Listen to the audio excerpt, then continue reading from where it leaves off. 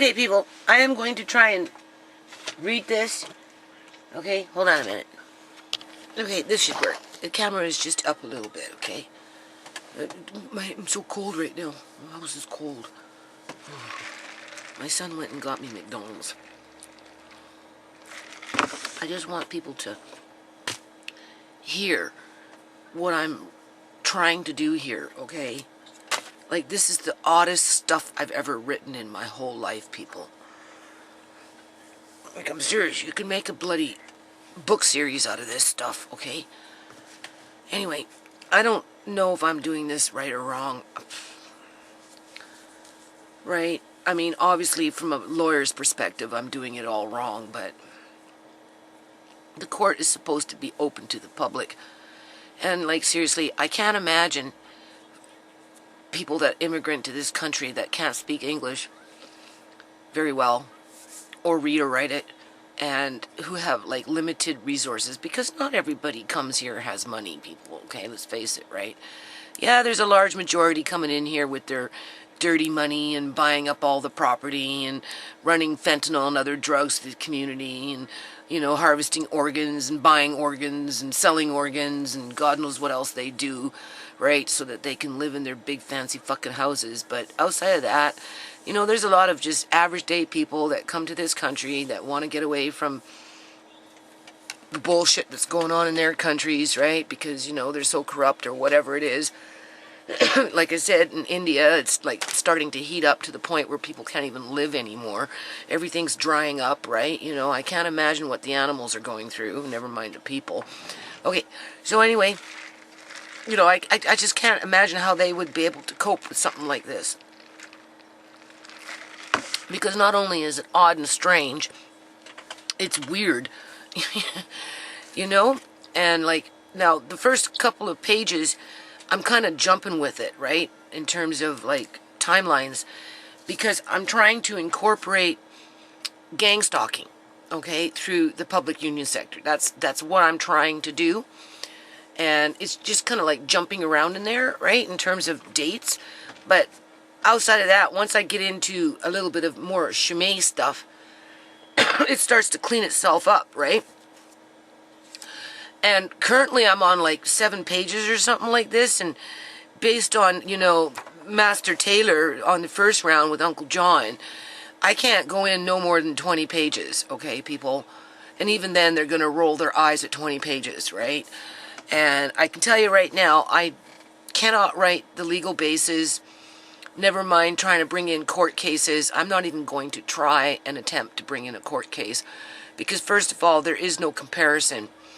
The one comparison that might be viable is some doctor that was working, some coroner that was working for in Alberta, right, for the Ministry of whatever, health or whatever, and he was the coroner's office, you know, worked in the coroner's office for the Alberta government, and I don't know exactly what he was doing, but he was doing apparently something wrong, and then he took off to the United States. I'm pretty sure it's the same guy.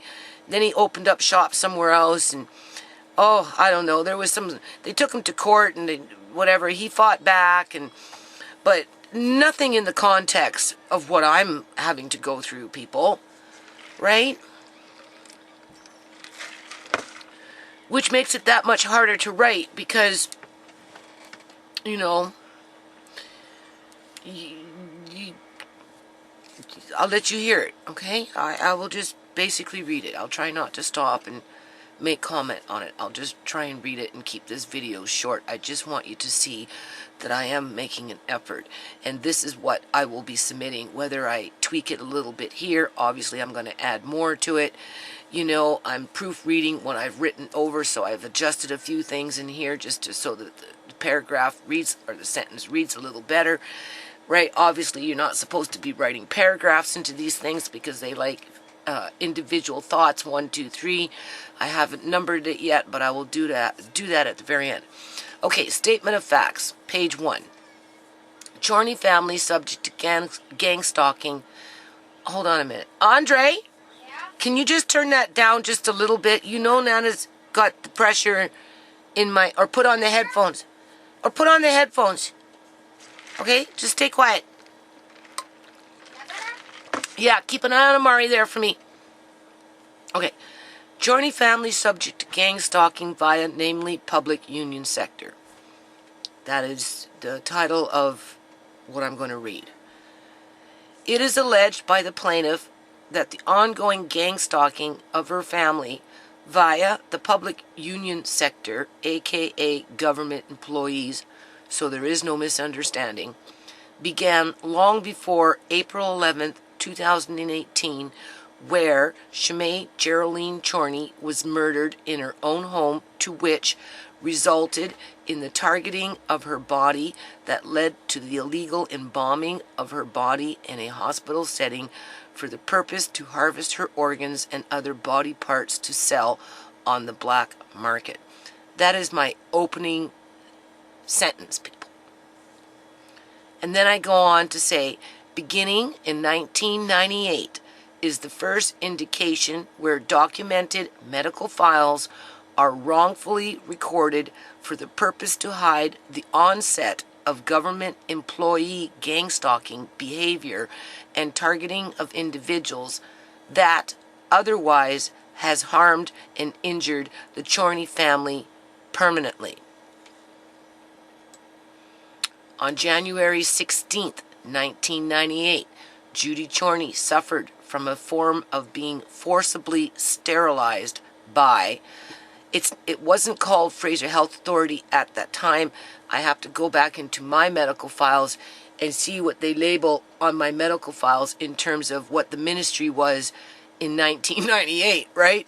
Because Fraser Health Authority was formed under the BC Liberal government after they came into power into 2001, right? They came in, and what they did is they came in, first of all, union busting. They busted up the janitors, the kitchen cooks, and those types of people, and tried to remove them off of like long-term pension plans and life insurance policies and all that other stuff, right? And then, of course, we got an influx of immigrants coming in that are taking those jobs that normally Canadians would be working with government pension plans, right? This is what the BC Liberal government did. That's why when you go into the hospitals now, all you see mainly is immigrant workers who barely can speak English, if at all, some of them.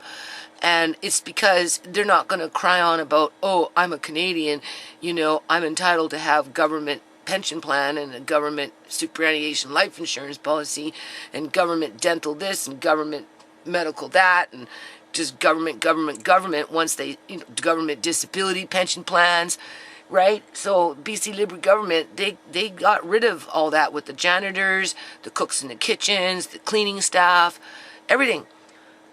And then they brought in the immigrants to fill the gap as they bought out the existing workers with their, severance packages and buyout packages and all this other shit. And then they reformed the ministry, the health ministry in general, and they broke it up into regional areas where we got stuck with Fraser Health Authority, where like in Victoria, it would be considered island health, right? And then and so on and so on. I think there's like 6 or 7 major health authorities now. We're back in 1998. It all fell under one ministry. So I have to fill in the name of that ministry. But other than that, okay, so on January 16th, 1998, Judy Chorney suffered from a form of being forcibly sterilized by, aka the Surrey Memorial Hospital. I mean, that was still called that at that time. Staff under medical misconduct that injured Judy Chorney permanently by tilting her womb via giving birth under an artificial environment that caused trauma and injury by way of overprescribing oxytocin that almost killed the infant child named Tisha Chorney.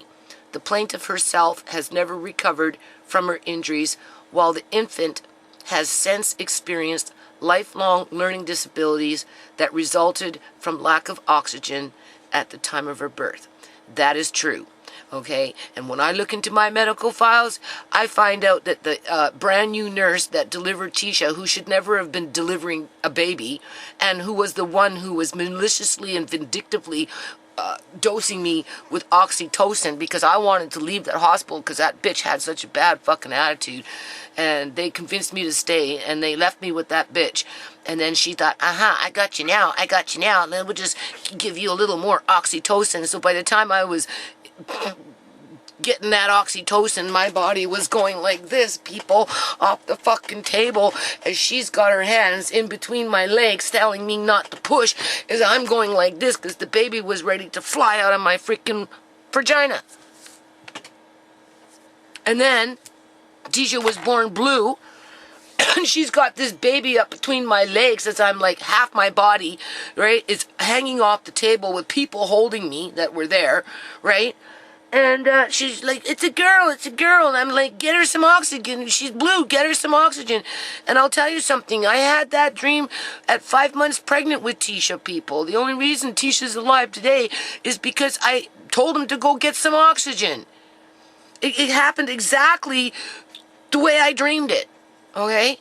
All of a sudden, this baby is all blue in front of me as this person's screaming, look, she's a girl, and I'm screaming back, get her some oxygen, get my baby some oxygen.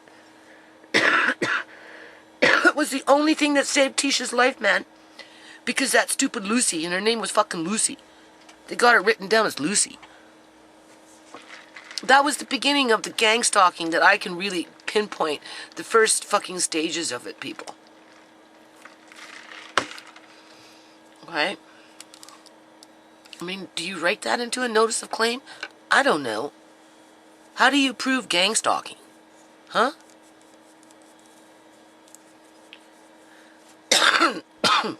Because Shimei was gang stalked.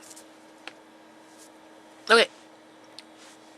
Anyway, beginning in 2003 is the second indication where documented financial records through the Ministry of Human Resources, later named Ministry of Employment and Income Assistance, were falsified to illegally expel the Chorney family from having access to all or any social safety nets for a period of 6 years. To be exact, in January of 2003, Judy Chorney was illegally removed off of social assistance, also known as welfare, despite having 5 dependent children in her care, all under the age of 18 years old, and thereafter did not receive any type of provincial social assistance for 6 consecutive years. The plaintiff provided full-time child care without financial payment for the Ministry of Children and Family Development for a period of 3 years, for a period of 3.5 years, between the dates of June of 2003 to towards the end of 2006 for a child under the care of Child Protective Services. In 2006, Judy Chorney was denied access to any government social assistance, also known as welfare, as a result of some of her children having nominal dollar amount trust funds, and I'm talking, people, something like maybe $1,500, $2,000, nothing major, nothing, just little trust accounts, right? I'd already cashed in a couple to live off of, or we moved, or like when we moved, when they cut me off of welfare, I cashed in Sierras, right? Because with her situation, she wasn't going to go to college. So, that's how I moved us. That's how I got us out of there. They cut me off of fucking welfare. How the fuck was I going to move, people? So there was, Shimei's was there, Mark Cain's was there, right? And just, they were small, right? But they used that as an excuse to say, no, you don't qualify, just fuck off. You can appeal if you want. And I didn't appeal, people, because, everything was drama with the BC Liberal government, all fucking drama. They were always changing the rules. They were cutting you off here, fucking taking shit away from there. It was awful. So I put the application in. They denied it based on that, and they initially illegally cut me off of social assistance. So when this goes to court, they need to follow up on that crap, okay? Because it's a form of gang stalking and targeting. right? It's the precursor of what happened to Shimei.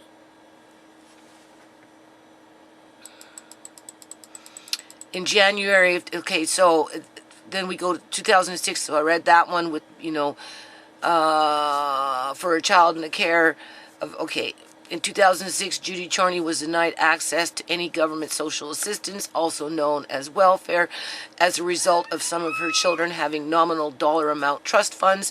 This resulted in a total of 6 years where the plaintiff did not receive any type of family social assistance that were legislated to help vulnerable families in need. In January of 2009, the plaintiff was also denied access to the rental assistant program that she had been receiving for some time and was advised to reapply for social assistance. And the reason they did that, people, was because my income, which I had really no income, people, was so low that I didn't even qualify for the rental assistance. That's how poor I was, okay? I was living on my fucking credit cards, people. I maxed myself out 40 fucking grand in 6 years as I continued to work on a nonprofit and look after Uncle John and the kids.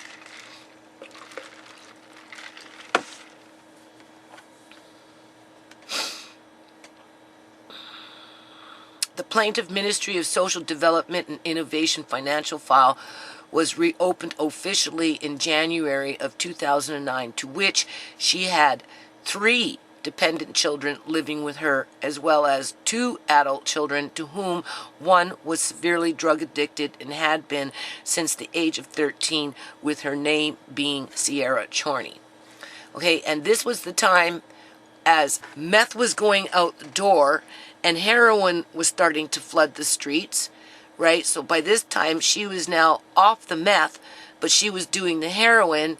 And in 2009, I heard about methadone, so I was trying to get her to go on to methadone, and I had her on methadone for a little while, but Austin kept derailing her, that scratching at the window. Like, Julian wasn't the only guy that's been around my house scratching at the fucking window.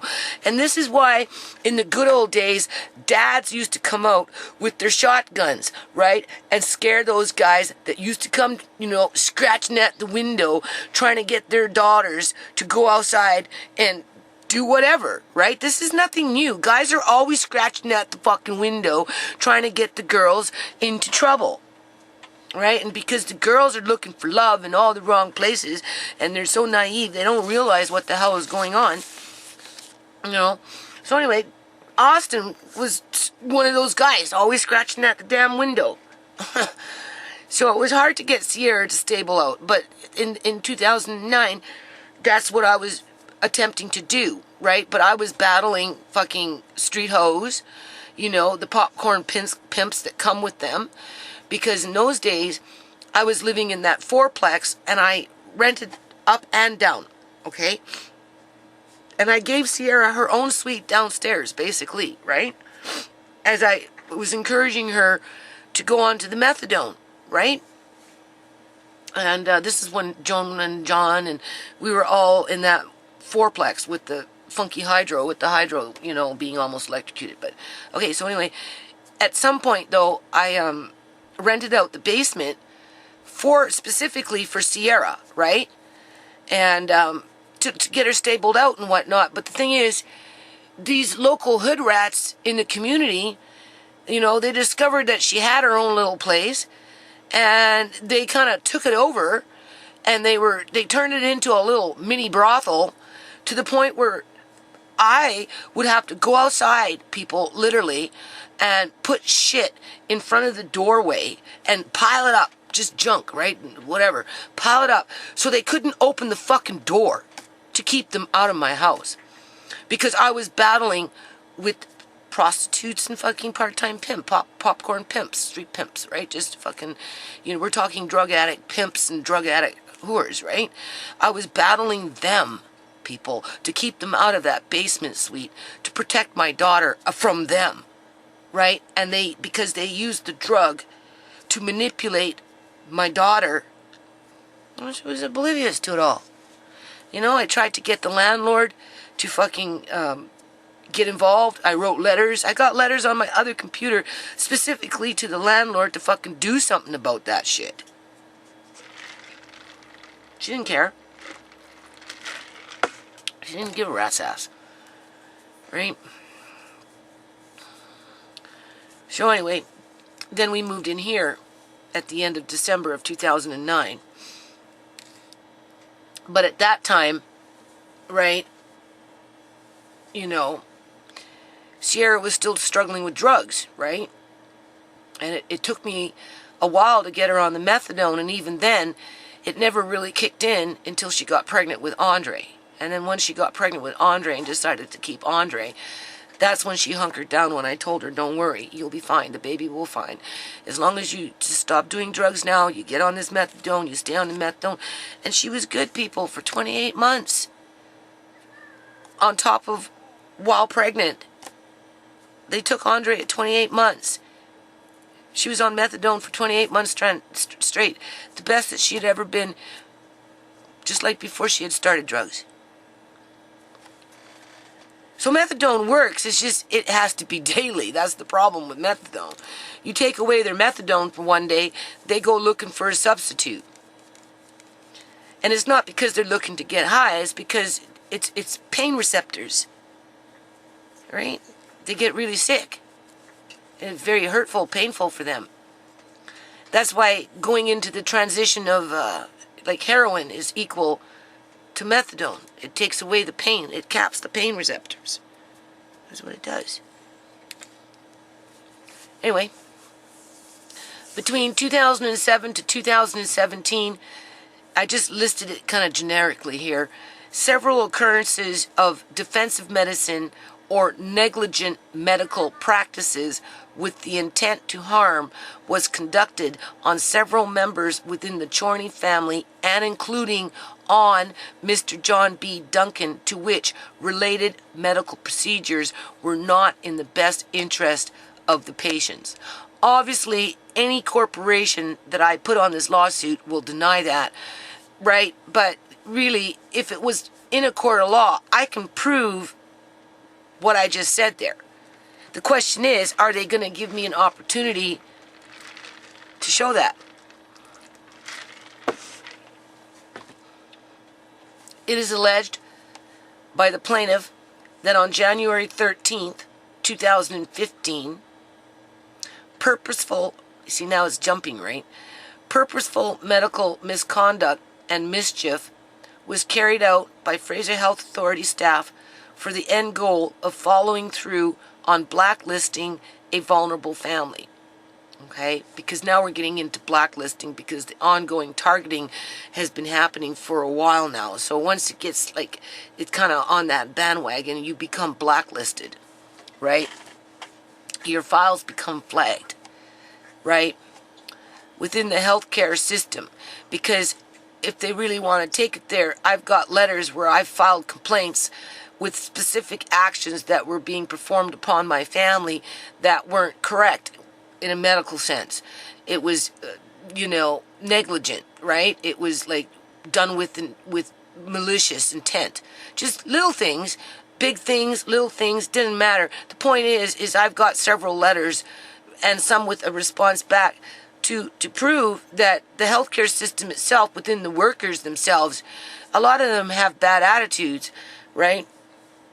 And, they will give you that oxytocin extra dose so that you're almost flying off the fucking table just because they can, because nobody's going to hold them to account for their bad behavior. That's what it is, people.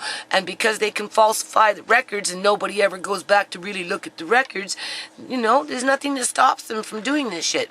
So anyway, I'm talking too much. It is alleged by the plaintiff that on January 13, 2015, purposeful medical misconduct and mischief was carried out by Fraser Health Authority staff for the end goal of following through on blacklisting a vulnerable family within the healthcare system by facilitating the medical kidnapping of Mr. John Duncan for the purpose to commit theft as listed under the Criminal Code of Canada, Section 33, blah, blah, blah, blah, and Section 331 to such Canadian to such Canadian Imperial Bank of Commerce illegally seized Mr. Duncan's financial assets through the process of fraudulent activities as listed under the Criminal Code of Canada, Section 336, Section 337, Section 341, and Section 3423. Now, in the good old days with Uncle John, I would have wrote in full, word for word, what those sections were. They didn't like that. I prefer it that way because it reminds me of what I'm talking about versus having to go into the book with my bad eyes and look up those sections, right? But I can take those sections and write them into a, something like this as a side note, right? So that's why they're written like that, only because they want it that way. And what I should be doing is, and I'm going to put a space here right now, and I'm going to list both pending court cases already on file. List both court cases. One with Fraser Health Authority, where that judge sent me to the cops and left everything fucking hanging. Where with CIBC Bank, I don't know. They can look into that one too, because one couldn't do what the other one did without both of them working together to get the job done, right? And when I realized what CIBC Bank was trying to do by skirting the issue as they tried to focus just basically on the power of attorney and basically ignored everything else that I was stating in regards to what happened and how he was medically kidnapped and how he was illegally detained and how he was being restrained illegally through opiates, right? Just the whole 9 yards. They don't want to talk about that, people. They don't, because then they would become culpable for fucking putting his account on lockdown and not doing a proper investigation from a bank's perspective as to why his sister was so adamant to take over his bank account, right? They got greedy. They just wanted the money. That's all they cared about. And they went with the seniority of the senior union staff member that had been working for the provincial government for 40 fucking years, as if that gave her a fucking badge, right, to go around hijacking old people's money, because if she's doing it to her brother, she's doing it to other people, and that's the point, people. They're doing it to other people. So I'll list them down in terms of one, like each one will have their own paragraph, or sentence I should say, with the actual court number on there. And then the next sentence would be, because I don't need to repeat myself because the information is already there written into those lawsuits. I just need to point it out that they exist and it hasn't gone away, and that it falls in line with the targeting of my family, who happens to be Uncle John too. Because he was definitely targeted for his pension plans. He was targeted for a life insurance policy that they thought that he had through the government, which he didn't, and I'm glad he stuck it to them. And they targeted him for an inheritance that they failed to tell him about for 14 fucking months, and when they did, he was doped up and completely separated from everything that he knew and loved, and was sleeping, except for when he was signing something. So CIBC Bank still needs to answer to that, people. Not to mention what they did with, trying to kick me out as power of attorney and enduring power of attorney.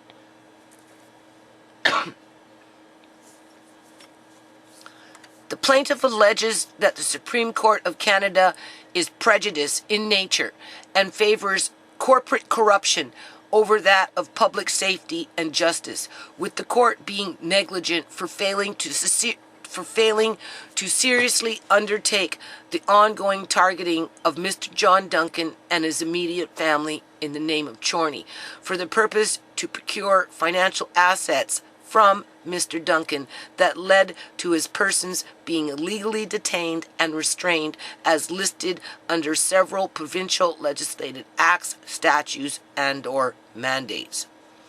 It is also alleged that the Supreme Court of Canada, with discrimination, conspired to hide evidence that related to the misconduct of Fraser Health Authority employees as listed under the Criminal Code of Canada, Section 4651B, and including but not limited to Section 4611A, B, 2, and 3.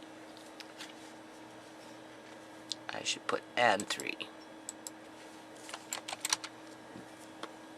It is further alleged that between the year of 2010 to 2014, the ongoing gang stalking facilitated through the government employees and other such agents and by way of various ministries has resulted in the illegal apprehension of Andre Tyson Chorney, to where his mother, Sierra Chorney, was illegally evicted from her home on December 11, 2012, so that the act of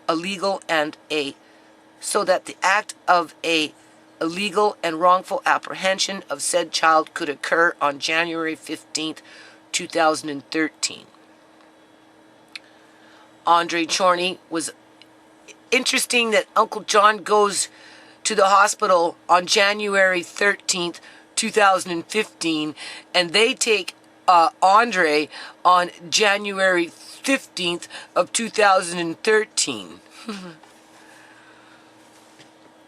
Andre Chorney was illegally placed into foster care on January 15, 2013 for a period of 15 months while the Chorney family was publicly humiliated and prosecuted for being a victim to child trafficking via MCFD and their retaliating tactics. You could write a whole book just on that. The plaintiff alleges that MCFD, Ministry of Children and Family Development, and their acting social workers at that time are the direct reason as to why Sierra Chorney, the mother of Andre Chorney, is an active heroin addict today who has never recovered from the initial illegal eviction from her home on December 11, 2012, and to which was the sole reason Sierra Chorney became what is known as a junkie. Plaintiff further alleges that through the ongoing targeting and gang stalking of the Chorney family by way of public union sector that uses internal government files to either withhold financial funds in the form of social assistance or medical procedures that are scheduled in but are not performed, it is the belief of the plaintiff that fair pharmacare fraud has occurred in relation to Fraser Health Authority and to the poor medical treatment of Sierra Chorney since December 11th of 2012. How many times has she been booked in for a prolapsed anus, people, and never got the surgery?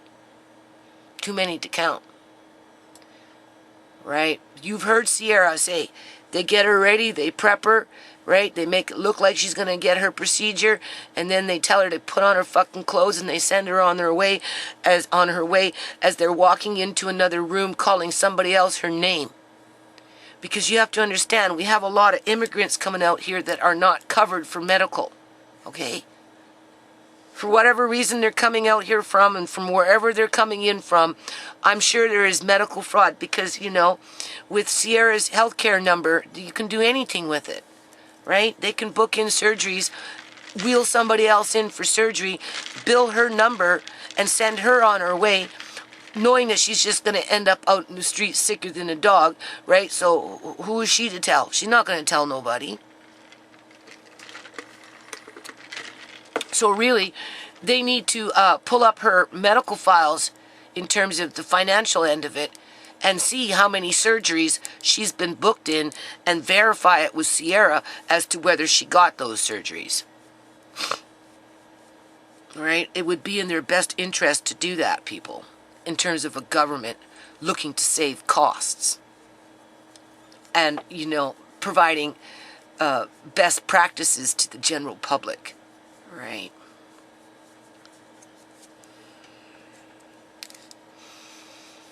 And that's only because Sierra never gets better. She never gets the real things that she really needs in terms of like surgeries and that type of stuff. Okay. She's in jail right now. We're trying to find her a recovery place that maybe she can go to after jail. But it's hard to say. We'll see. It would be ordered by the judge. That's what I'm asking for. I've spoken to the lawyer. Enough is enough. I don't want her dying in my garage, people. I don't want my son having to come out at 5:30 in the morning and finding his sister lying flat out in the fucking ground there, not half dead, but dead. And she's allergic to drugs now. Apparently she shoots up and she goes into OD mode right away. I have people telling me in the community they're so worried about Sierra. But I don't know what to do, right? That's why we have a government, to help people like that. Anyway. Okay, now I'm going into Amari. I'm just running them, right? I didn't break it. I could break this up into a section. I don't want to sweat over it too much, people. This makes me sick. I don't like writing this stuff. I really don't. But I don't have too many choices at this point. Okay? I have to do this. Anyway, it is alleged by the plaintiff that between September 5th, 2017 to December 7th, 2017, medical misconduct was carried out by Fraser Health Authority staff in delivery of Amari D. Johnson for the end goal of following through on blacklisting a vulnerable family within the healthcare system so that the systemic targeting of the Chorney family could continue. Hence, on September 7, 2017, Amari D. Johnson was born under an emergency C-section with symptoms of injury clearly showing at the time of his birth, but Fraser Health Authority staff ignored said symptoms to avoid taking responsibility for the harm and injury that was caused to the newborn infant. Amari Johnson was born with severe cerebral palsy with a grade spectrum of being 5 on the scale of 5 being the most severe form.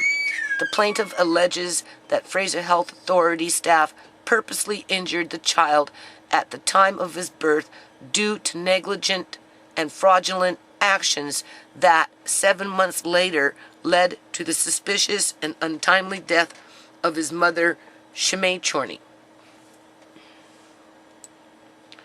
At the time of Amari Johnson's birth, he was showing signs of birth injury, but Fraser Health Authority staff disregarded his symptoms and proceeded to blame the mother for the child having an opiate in his system, despite Fraser Health Authority prescribing the opiate to Shimei Chorney at the time of the C-section.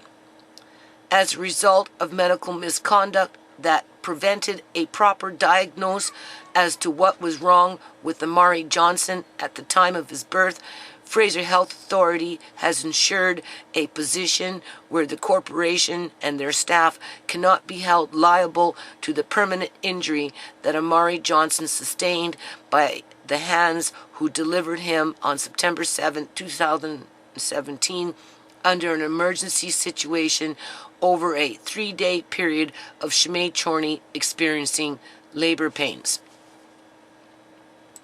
The plaintiff alleges that the Supreme Court of Canada is biased and prejudiced against her persons as she does not qualify for legal aid, that states' public tax dollars cannot be used to sue a government based on the legislated nature of this notice of civil claim, yet the plaintiff is subject to be scrutinized under discriminatory practices that, by legislation only, disallows her to have fair and reasonable access to a lawyer, although government-employed lawyers have access to unlimited taxpayer resources to protect criminal activity being carried out by other government employees.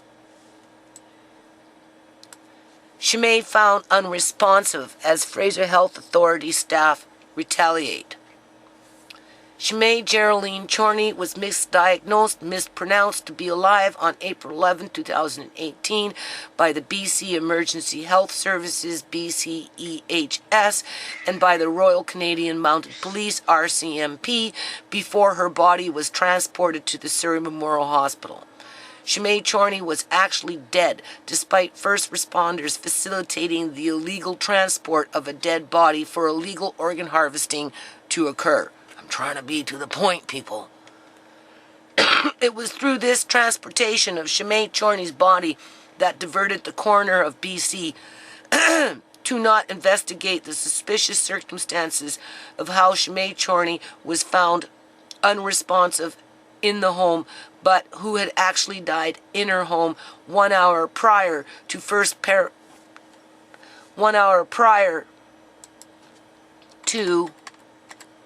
paramedics and the police coming to the residence. The plaintiff alleges that Shimei Chorney was dead and had been dead for over what? The plaintiff alleges that Shimei Chorney was dead and had been for over 1 hour before paramedics and the police arrived to her house at 10:10 a.m. on April 11, 2018. The plaintiff further alleges that both the RCMP and BCEHS acted in bad faith by covering up evidence, by ignoring evidence, by avoiding to collect all evidence, and by destroying evidence, as both parties fabricated a false illusion or narrative under false pretense as listed under the Criminal Code of Canada, Section 3611, 3661 1AB, 2, ABC, 3, and 4.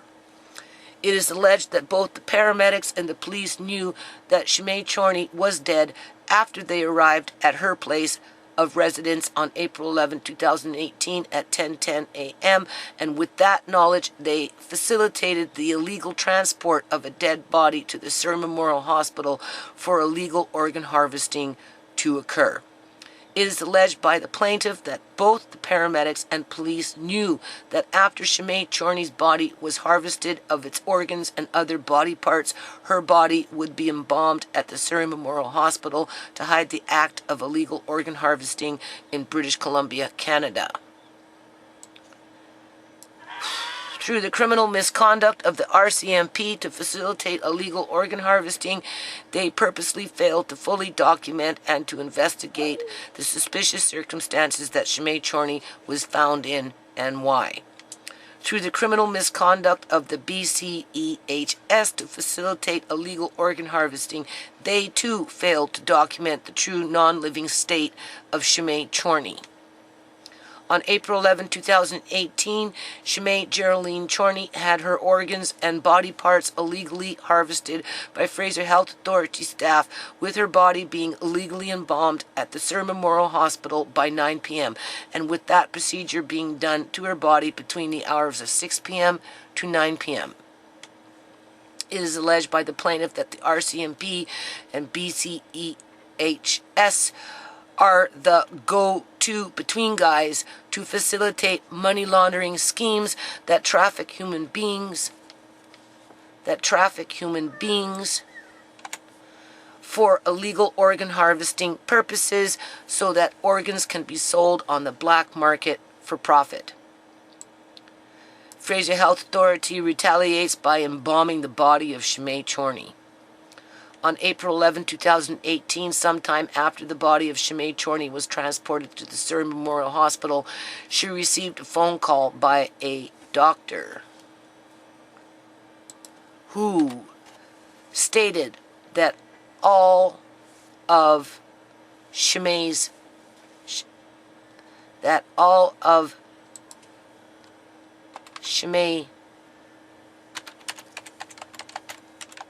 Chorney's major organs were severely damaged and were shutting down, and including that her brain was swelling. On April 11, 2018, Judy Chorney was informed that Shimei Chorney had cocaine in her system. Judy Chorney was asked if Sinead Chorney was to go into cardiac arrest, if Fraser Health Authority staff should resuscitate her. The plaintiff agreed, and the plaintiff agreed. On April 11, 2018, all persons going into the ICU ward where the body of Sinead Chorney was on display was required to wear a hospital gown and rubber gloves, as visitors were being told that she had a superbug on her skin. On April 11, 2018, at about 9:30 p.m., it was witnessed by Judy Chorney that Sinead Chorney looked and felt embalmed, and she stated as so to the attending nurse on duty. The body of Sinead Chorney was very swollen, hard to the touch, and had poke marks all over both arms where red liquid was leaking out from punctured wounds. As the attending nurse explained the anomaly to Judy Chorney, that the blood of Sinead Chorney had turned to water. On the right side of the neck, where the jugular vein is located, red liquid was leaking out from under a large band-aid that had been placed there, and again Judy Chorney was informed that the reason it was leaking was because the blood of Sinead Chorney had turned to water. On April 11, 2018, the plaintiff asked the attending nurse to request for a police investigation into the untimely sudden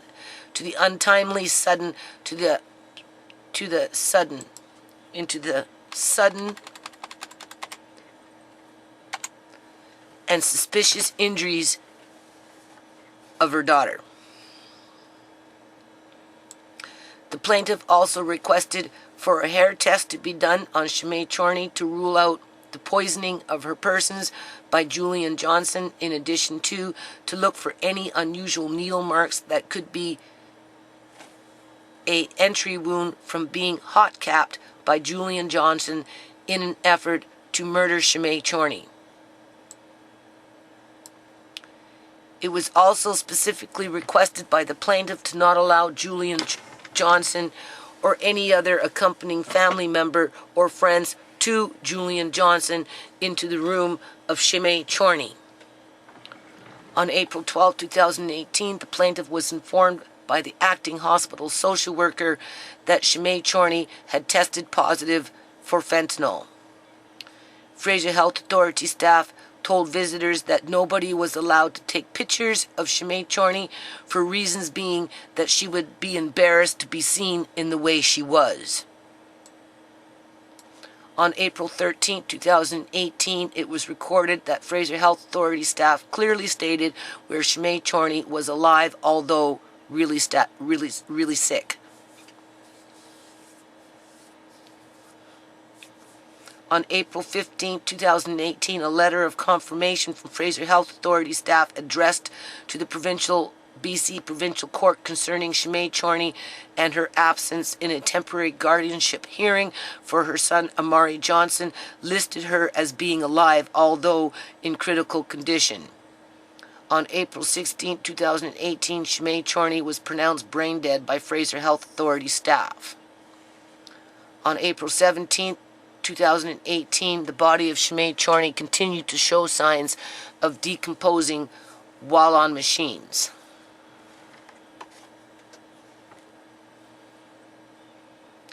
I have that for 16 as well. On April 16, 2018, Sinead Chorney's body was showing signs of decomposition while being presented to be hooked up to machines. On April 17, 2018, the body of Sinead Chorney continued to show signs of decomposing while on machines. On April 17, 2018, the plaintiff received a phone call by Fraser Health Authority staff from the Surrey Memorial Hospital to discuss donating the organs of Sinead Chorney, and it was confirmed that the organ donation was possible. I came across another one of those letters I was reading yesterday, the social worker assessment. It states in there what I wrote here, but when you go further into her medical files, it also says that I denied signing the donation consent form, that it was me who denied it, which is a bunch of crock. On On or about April 15th, on April 17, 2018, the plaintiff received a phone call by Fraser Health Authority staff from the Surrey Memorial Hospital to discuss donating the organs of Sinead Chorney, and it was confirmed that organ donation was possible. On or about April 18, 2018, the same person who called about organ donation called back to say that the organs of Sinead Chorney could not be taken because of cocaine being in her system, but that her eyes could be harvested. The plaintiff was also informed that the donation form would be provided to her at the time of April 19, 2018, when an autopsy request form would be signed due to the request of the plaintiff for the RCMP to investigate the death of Sinead Chorney as a homicide carried out by Julian Johnson.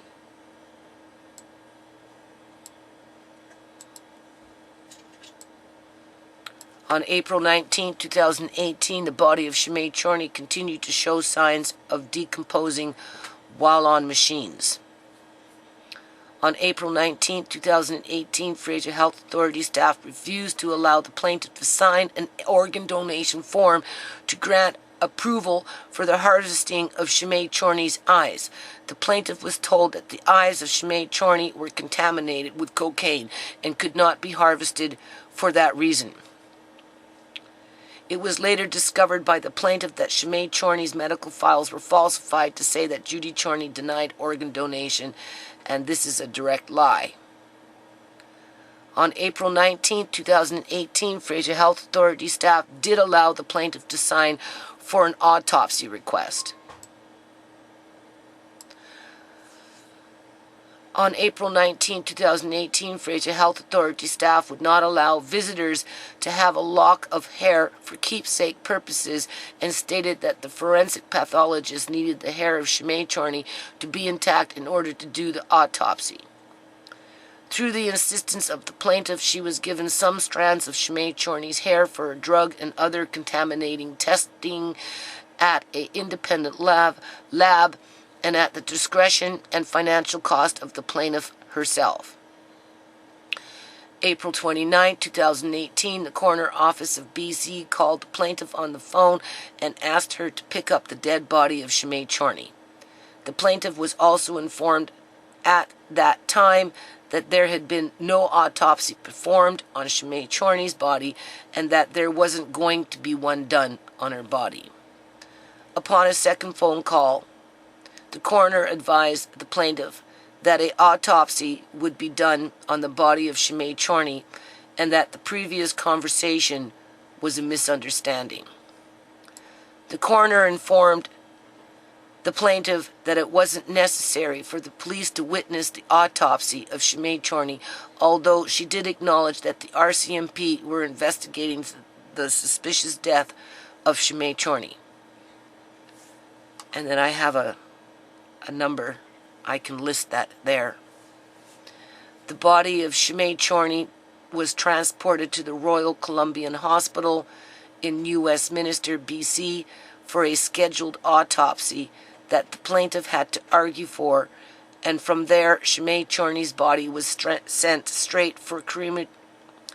And from there, Sinead's body was sent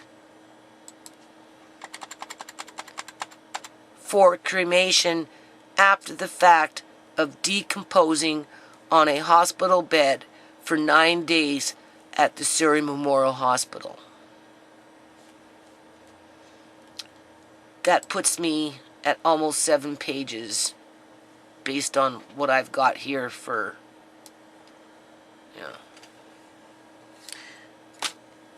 If I was to send this into an email, it only comes up in 3 pages. So I don't know how 3 pages through email can be 7 pages on the program that I'm using, but whatever.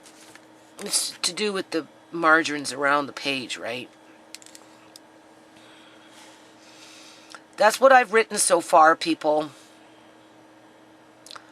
I don't know.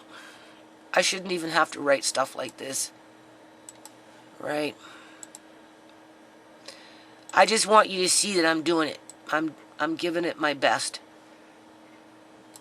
I don't want to go past 20 pages No, if I widen my margins, right, I'm sure I can probably squeeze in another page if I really need to get into it, but just based on the way they treated Uncle John's case, I don't know.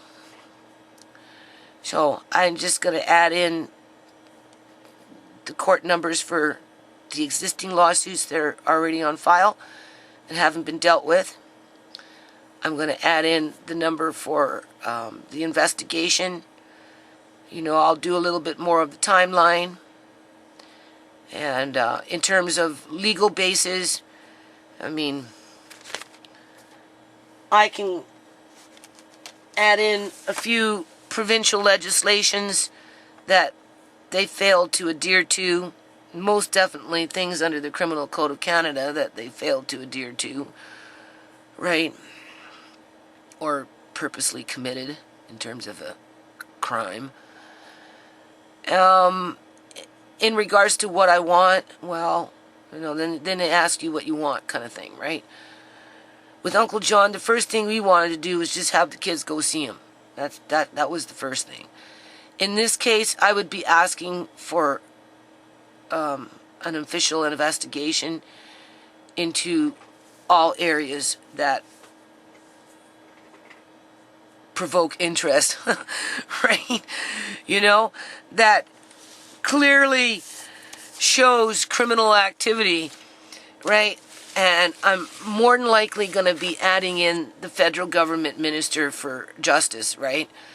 So in that case, I'd be asking for a federal review as to what happened to Uncle John, you know, what happened to Shimei.